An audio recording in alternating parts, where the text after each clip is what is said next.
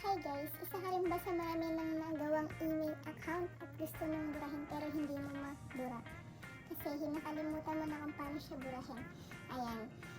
Ituturo ko sa inyo ngayon, tutorial natin ngayon kung paano magbura ng Gmail account.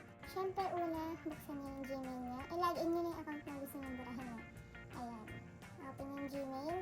And siyempre nakalagin yung account na gusto nyo burahin. Pindutin niyo yung below dito sa taas yung profile niyo. And click nyo yung manage your Google account. Ayan. Ayan siya.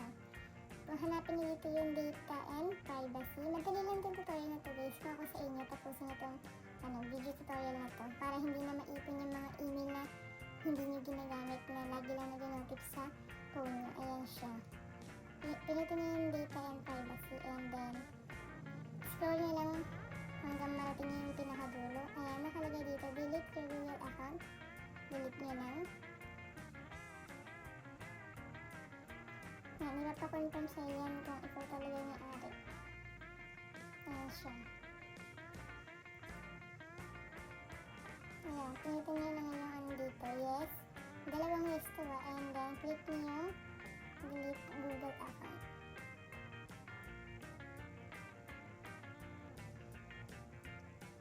Wait nyo lang.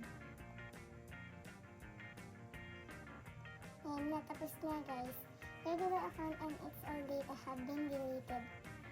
If you accidentally delete your Google account, you have a short amount of time to try to recover it. Ayan, so hindi ko naman na siya i-recover. So, delete na natin siya. Ayan.